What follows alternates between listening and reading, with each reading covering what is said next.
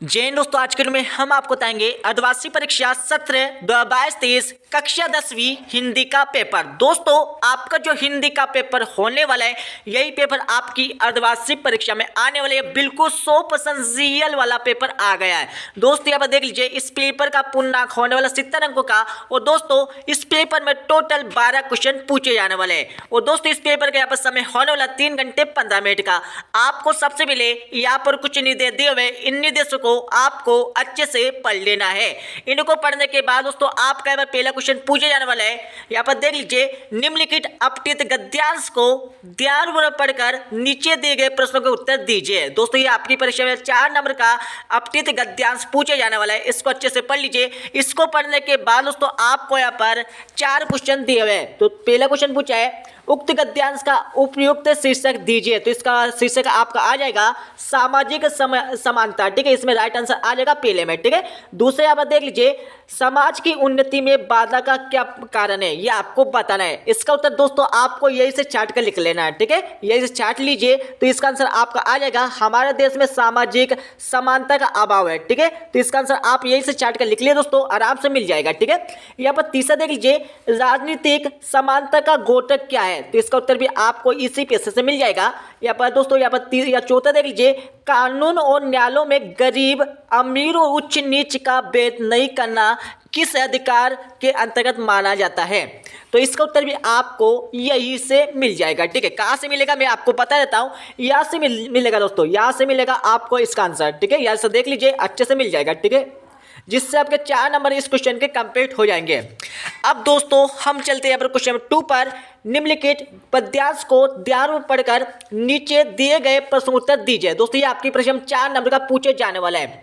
इसमें आपको क्या करना है, यहाँ पर आपको एक पद्यांश दिया हुआ है। इस पद्यांश को आप अच्छे से पढ़ लीजिए। इसको पढ़ने के बाद दोस्तों, आपको यहाँ पर देख लीजिए, 4 क्वेश्चन पूछे गए। पहला क्वेश्चन पूछा है, प्रस्तुत काव्यांश का उचित शीर्षक लिखिए। दोस्तों, इसको आपको क्या करना है, इस क्वेश्चन में सबसे पहले में आपको यहाँ पर इसका शीर्षक लिखना है। ठीक है, तो इसका उत्तर आपको ऐसे मिल जाएगा। दूसरा देख लीजिए, पुष्प की क्या अभिलाषा है। तो इसका उत्तर भी आपको ऐसे मिल जाएगा। तीसरा देख लीजिए, पुष्प क्या नहीं चाहता है। तो इसका उत्तर भी आपको ऐसे मिल जाएगा।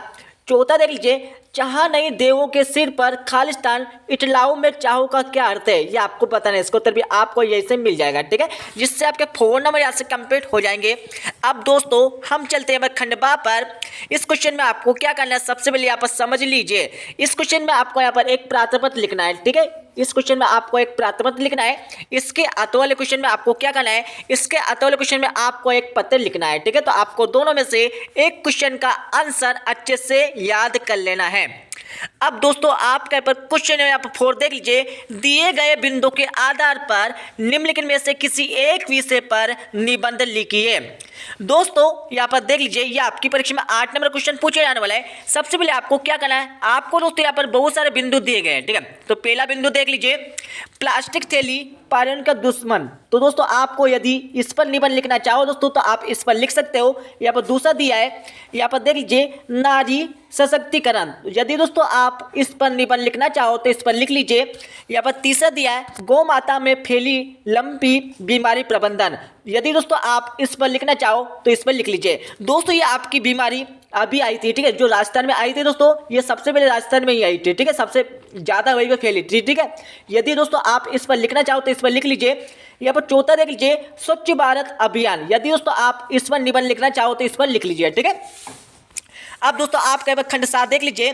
खंड 7 से आपका 5वां क्वेश्चन पूछा है, सर्वनाम को उदाहरण सहित इस पर कीजिए। दूसरा दिया है, उपसर्ग को उदाहरण सहित इस पर कीजिए। तीसरा दिया है, कर्मधारय समास की परिभाषा उदाहरण भी लिखिए। यहाँ पर दोस्तों अगला देख लीजिए, संधि विच्छेद कीजिए। दोस्तों, आपको यहाँ पर आवाला दिया महोत्सव, वो बावला दिया इत्यादि। ठीक है, यहाँ पर 5वां 6वां 7वां इनके आंसर आपको फटाफट याद कर लेना है आपकी बुक से देखकर। ठीक है, या फिर दोस्तों आप गूगल भी कर सकते हो। ठीक है, अब दोस्तों आपके खंड यहाँ पर देख लीजिए, निम्नलिखित गद्यांश की सप्रसंग वाक्य कीजिए। दोस्तों, इस क्वेश्चन में आपको क्या करना है, आपको यहाँ पर गद्यांश दिया हुआ है। इस गद्यांश को आप अच्छे से पढ़ लीजिए। इसको पढ़ने के बाद दोस्तों आपको इस क्वेश्चन में सबसे पहले आपको क्या करना है, सबसे पहले आपको यहाँ पर यहाँ पर संदर्भ लिखना होगा। ठीक है, क्या लिखना होगा दोस्तों, सॉरी यहाँ पर सबसे पहले आपको प्रसंग लिखना होगा, प्रसंग के बाद दोस्तों आपको संदर्भ लिखना होगा, संदर्भ के बाद दोस्तों आपको वाक्य करना होगा। ठीक है, जिससे आप 6 नंबर यहाँ से कंप्लीट हो जाएंगे। या फिर दोस्तों आप इसके अर्थ वाले क्वेश्चन को भी कर सकते हो। यदि दोस्तों आपको ये पेपर फेक लग रहा है तो चैनल को अनसब्सक्राइब कर दीजिए। ठीक है, यहाँ पर 7 वाले यहाँ पर क्वेश्चन देख लीजिए, निम्नलिखित पद्यांश की सप्रसंग वाक्य कीजिए। दोस्तों आपको यहाँ पर एक पद्यांश दिया हुआ है, इस पद्यांश को आप अच्छे से दिल लगाकर अच्छे से देख लीजिए। इसको देखने के बाद दोस्तों आपको इस क्वेश्चन में संदर्भ लिखना है, संदर्भ के बाद दोस्तों प्रसंग लिखना है, प्रसंग के बाद दोस्तों यहाँ पर वाक्य करना है, जिससे 6 नंबर यहाँ से कंप्लीट हो जाएंगे। ठीक है, अब दोस्तों आप क्वेश्चन में 8 देख लीजिए, अति लघुरात्मक प्रश्न, उत्तर सीमा 20 से लेकर 40 शब्द। दोस्तों आपको यहाँ पर 4 क्वेश्चन दिए, ये आपकी परीक्षा में 1-1 नंबर के पूछे जाने वाले हैं। तो दोस्तों आपको क्या करना है, इनके उत्तर फटाफट आपकी बुक से लगाकर याद कर लेना है। ठीक है, अब दोस्तों आपका यहाँ पर 9वां क्वेश्चन देख लीजिए, 9वां क्वेश्चन में आपको क्या करना है, लघु उत्तरीय प्रश्न दिए गए। ठीक है, आपको यहाँ पर लघु उत्तरीय प्रश्न यहाँ पर 4 दिए गए, तो चारों के आंसर फटाफट याद कर लीजिए और इनके उत्तर आपको 50 से लेकर 100 शब्दों में लिखना है आपकी परीक्षा में। अब दोस्तों आपके पास 10वां क्वेश्चन देख लीजिए, निबंधात्मक प्रश्न, उत्तर शब्द सीमा 150। दोस्तों आपको यहाँ पर 2 क्वेश्चन दिए, दोनों के उत्तर आपको याद कर लेने हैं, जिससे आपका 3-3 मतलब 6 नंबर यहाँ से कंप्लीट हो जाएंगे। अब दोस्तों आपके पास 11वां क्वेश्चन देख लीजिए, 11वां क्वेश्चन में आपको क्या करना है, निम्नलिखित रचनाओं का संक्षिप्त जीवन परिचय लिखिए। दोस्तों पहला दिया है जयशंकर प्रसाद या सूरदास, आपको दोनों में से एक का यहाँ पर उत्तर याद कर लेना है। इसमें आपको सबसे पहले क्या लिखना है, रचना लिखना है और कवि परिचय इसमें लिखना है। ठीक है, या 52 देख लीजिए, महावीर प्रसाद द्विवेदी या राम वृक्ष बेनीपट्टी, तो आपको दोनों में से एक का यहाँ पर सबसे पहले रचना लिखना है और कवि परिचय लिखना है और साहित्य में स्थान लिखना है। ठीक है, जिससे 2-2 नंबर यहाँ से कंप्लीट हो जाएंगे। अब दोस्तों आपका यहाँ पर इस पेपर का हमारा लास्ट क्वेश्चन बचा दोस्तों, आपके पिताजी अपनी पुरानी कार बेचना चाहते हैं, इसके लिए पूरा विवरण देते हुए एक विज्ञापन का आलेख लगभग 25 से 50 शब्दों में तैयार कीजिए। 8वां क्वेश्चन दिया है, आपने अपना नया कंप्यूटर प्रशिक्षण केंद्र खोला है, यहाँ प्रवेश लेने के लिए शिक्षार्थी आकर्षित हो, इसके लिए 25 से 50 शब्दों में एक विज्ञापन तैयार कीजिए। तो फटाफट दोस्तों एक विज्ञापन अच्छे से याद कर लेना। ठीक है, जिससे दोस्तों आपके 4 नंबर यहाँ पर इस क्वेश्चन के कंप्लीट हो जाएंगे। तो दोस्तों ये आपका यहाँ पर कक्षा 10वीं का हिंदी का पेपर कंप्लीट हो गया, इस पेपर को पूरा याद कर लीजिए। ठीक है दोस्तों, तो मिलते हैं अगले वीडियो में, जब तक जय हिंद, वंदे मातरम।